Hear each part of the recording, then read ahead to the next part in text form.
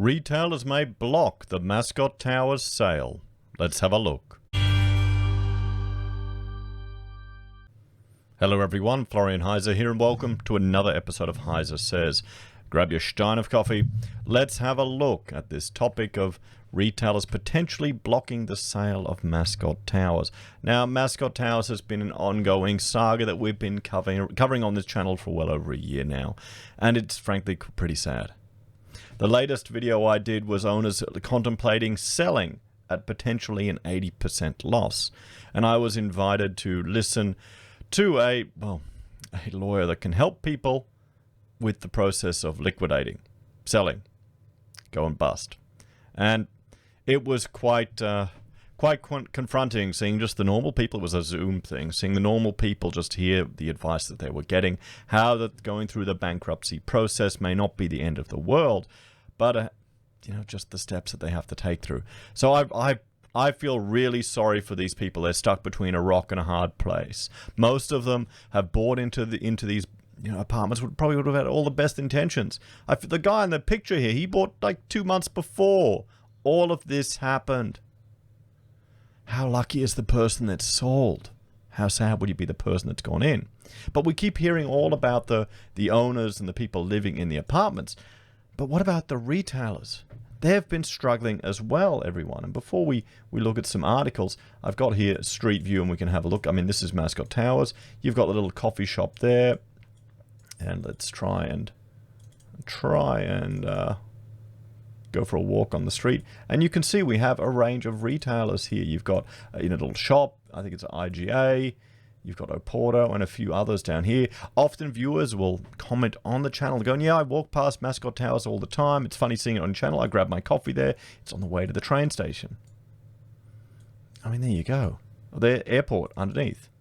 So it's a tough situation, everyone. You've got the struggles of the people upstairs who can't even live in their apartments. You've got people who've bought investments who can't rent them out. Then you've also got retailers under here that have probably sunk their whole livelihoods into these businesses. There's not going to be any winners in this. So for the retailers, they haven't had it easy either. In December, Impossible Mascot Tower stores given 7 days to leave over safety fears. They were given a week. The council came in and just gave them a week to leave. And if you've got a shop full of stock and staff, it's a nightmare. It's a nightmare. They were given a reprieve. They were given a reprieve until later, but then hoarding appeared everywhere. So they have not had a good time at all. So now they're potentially blocking the sale of this, everyone. Let's have a look at this article from the ABC. Mascot Towers shopkeepers may put a stop to the owner's plans to cut losses and sell. Now, the idea is floating around of people coming and buying the entire site of some developers, demolishing it and starting again or building another building.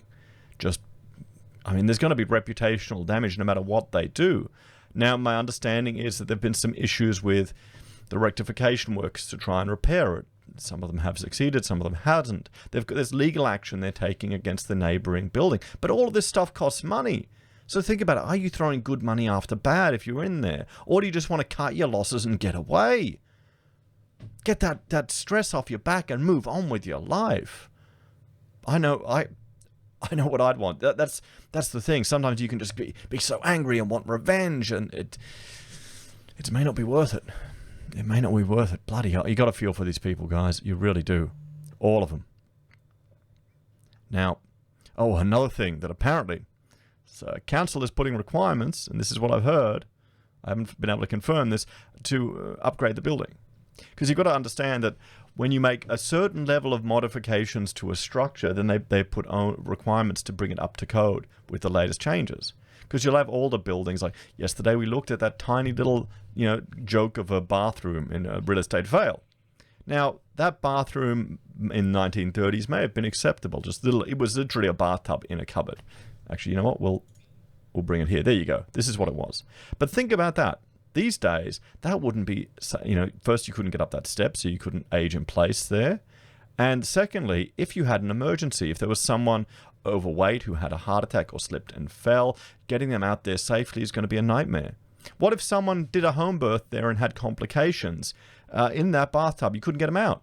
So you'd need to upgrade it. You couldn't legally do it now because there are all these other code requirements. A lot of them are sensible and are what designers would suggest, but cheap clients probably don't want to do it. So that's the issue here. So, but if, a building that isn't that old, they need to bring it up to the latest code. Maybe they need to put sprinklers in, all these other things. That's another cost that could be put on them. So, yeah, guys, this is not a good situation for anyone. So let's look at this. A plan to sell off the beleaguered Mascot Towers in Sydney South has stalled after an intervention by shopkeepers on the ground floor of the building.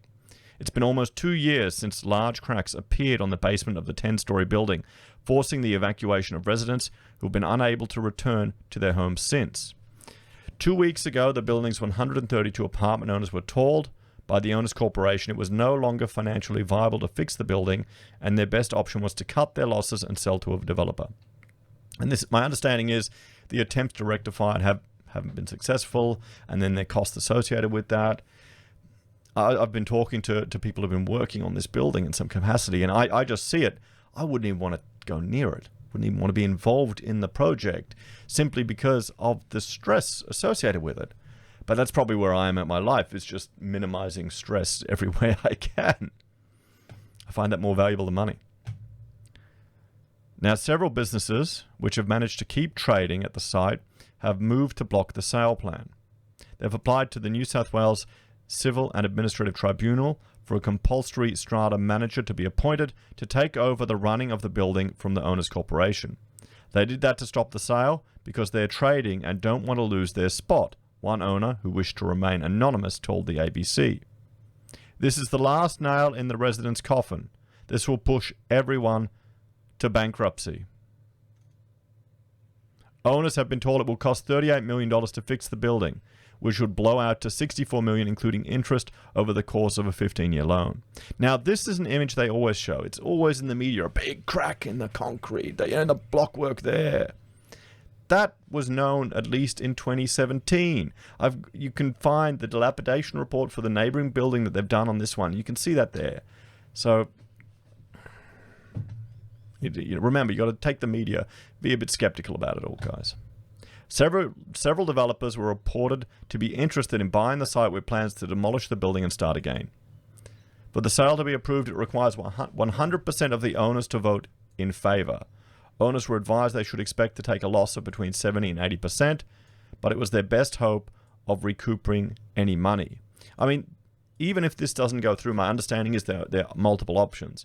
If you've got so many owners with one bank, they should all get together and negotiate with the bank, because the bank's essentially holding something that's worth nothing if you've got a mortgage. So there's ways out of this, guys, hopefully. We have to decide whether we're going to continue to lose money or try to recover some. Chair of the Mascot Towers Owners Corporation, Gary Deegan, said 2 weeks ago. On Thursday afternoon, owners received an email from the Strata Committee informing them of the application by the commercial owners. The implications are that the compulsory strata manager has the power to manage the owners' corporation at their sole discretion, it read. They have the power to do what they like. The owners' corporation said it is vigorously defending the application.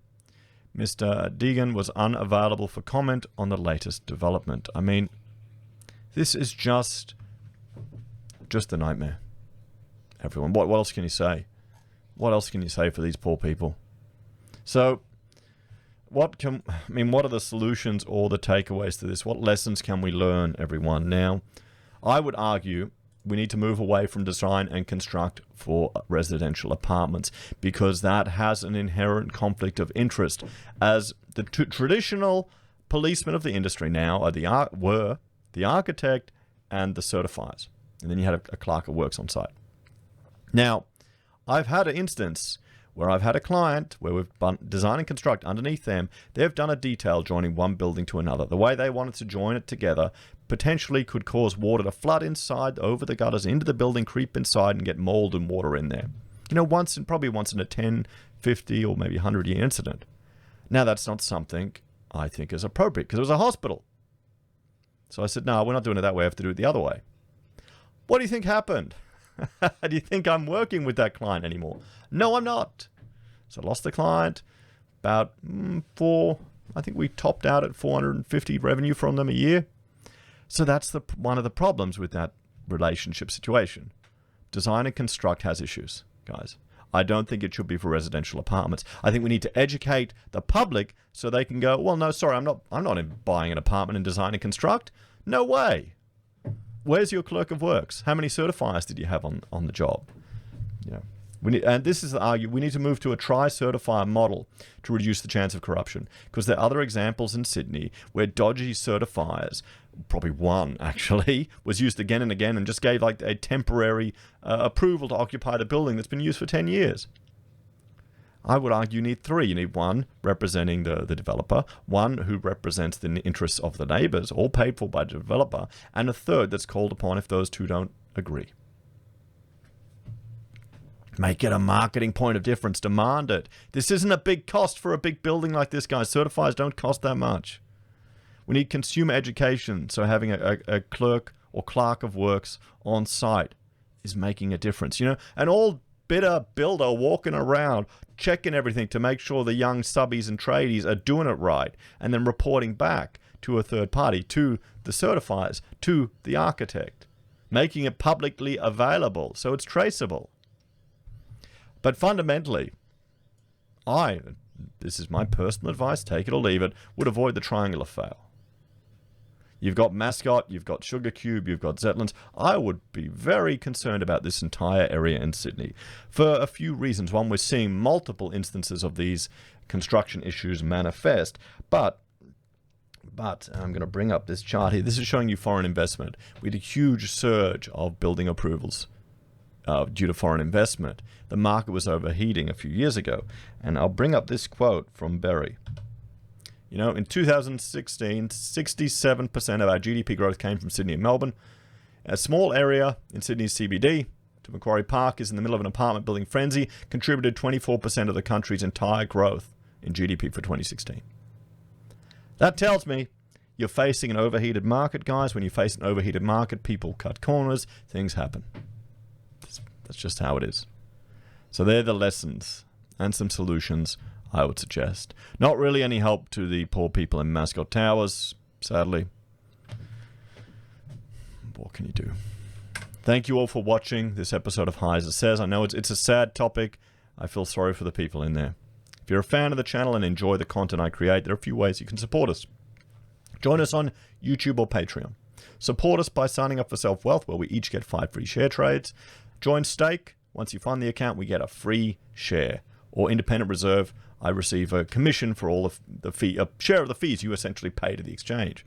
So you've got to pay it anyway. You help the channel. You can use our affiliate links at Amazon, eBay, or AussieBroadband. You can buy a merch from HeiseSays, use Gold Pass or PayPal. Take care. Have a great day. I'll see you all next time. Bye for now.